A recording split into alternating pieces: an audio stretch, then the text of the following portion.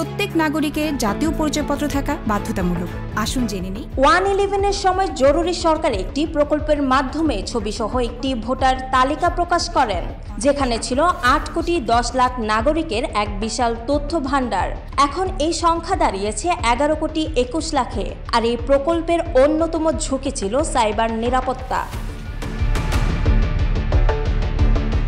Cyber crime ঠেকাতে 2018 সালে গঠন করা হয় জাতীয় ডিজিটাল নিরাপত্তা কমিটি।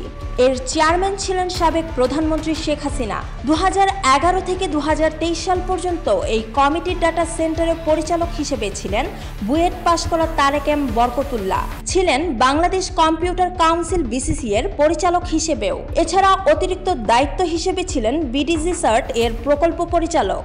এমনকি গুরুত্বপূর্ণ ডিজিটাল নিরাপত্তা এজেন্সির পরিচালক ছিলেন 2019 থেকে 2023 সাল পর্যন্ত।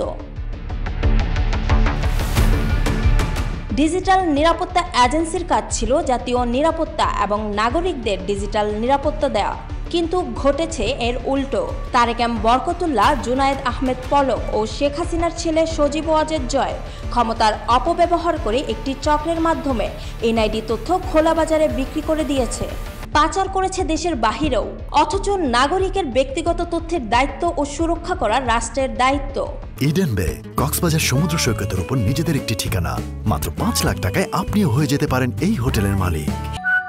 ইডেন বে, a concern of Bhaiya Hotels। গোপনীয় তথ্য নীতিমালার আলোকে তথ্য শুধু দাপ্তরিক কাজের সেবা প্রদান কিংবা আইন প্রয়োগকারী সংস্থা তাদের তদন্তের স্বার্থে ব্যবহার করতে পারবেন। কোনোভাবেই বাণিজ্যিক উদ্দেশ্যে এই তথ্য ব্যবহার করা যাবে না। অথচ সরকারের গুরুত্বপূর্ণ পদে বসে ক্ষমতার অপব্যবহার করে এই চক্রটি তথ্য ফাঁস করে রাষ্ট্রকে ফেলেছে হুমকির মুখে। 2019 সালের 21 এপ্রিল গণভবন কমপ্লেক্সে নির্বাচন কমিশন ও ICT বিভাগের কয়েকজন কর্মকর্তাকে নিয়ে বিশেষ সভা করেন সজীব ওয়াজেদ জয়। সভায় জাতীয় পরিচয়পত্রের ডাটা পেজের মিরর কপি অর্থাৎ হুবহু কপি চেয়ে বসেন তিনি। প্রশ্ন হলো, রাষ্ট্রের গুরুত্বপূর্ণ তথ্য কেন চেয়ে বসলেন জয়? কার জন্য চাইলেন এই তথ্য? সরকারের খুব কাছের একজন ছিলেন তারেক এম বরকতুল্লাহ। ডিজিটাল বাংলাদেশ গড়ার নামে যত কেনাকাটা কিংবা তথ্য প্রযুক্তির সব কলকাঠি পিছন থেকে নেড়ে জাতীয় তথ্য ভাণ্ডারের মিরর কপি কৌশলে নিয়ে নেন নিজের হাতে। এরপর নাগরিক সেবা দেওয়ার নামে খোলেন নতুন ওয়েবসাইট পরিচয়.gov.bd। কাগজে কলমের দায়িত্ব দেওয়া হয় বেসরকারি প্রতিষ্ঠান ডিজিকন গ্লোবাল সার্ভিসেস লিমিটেডকে। এর কর্ণধার হলেন ওয়াহিদুর রহমান শরীফ। ডিজিকন টেকনোলজি লিমিটেডের ব্যবস্থাপনা পরিচালকও তিনি। 2010 সাল থেকে ব্যবসা শুরু করে দখলে নেন দেশের পুরো IT সেক্টর।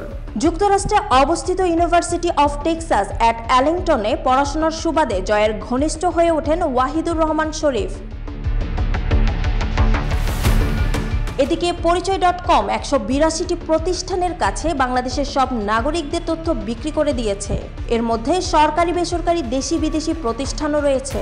পরিচয়.com থেকে যারা তথ্য কিনেন তার একটি Bangladesh medical and dental council বা BMDC। এছাড়াও রয়েছে সালমান F রহমানের মালিকানাধীন Beximco communication limited. Promiti computer and network private লিমিটেডের নামে একটি IT প্রতিষ্ঠানকে আউটসোর্সিংয়ের মাধ্যমে BMDCর ITর কাজ দেওয়া হয়েছে। এরপর পরিচয়ের মাধ্যমে তথ্য চলে যাচ্ছে 182টি সরকারি, বেসরকারি, দেশি বিদেশি প্রতিষ্ঠানের কাছে। পরিচয়.com থেকে তথ্য কিনতে লাগে মাত্র 20 টাকা। এর থেকে 2 টাকা নিবে BCC, সেখান থেকে আবার 1 টাকা নিবে EC, আর বাকি 18 টাকা যাবে ডিজিকন গ্লোবাল সার্ভিস লিমিটেডের কর্ণধার ও জয়ের বন্ধু ওয়াহিদুর শরীফের কাছে। আর শরীফের পকেট ভারী করতেই এত আয়োজন করা হয়।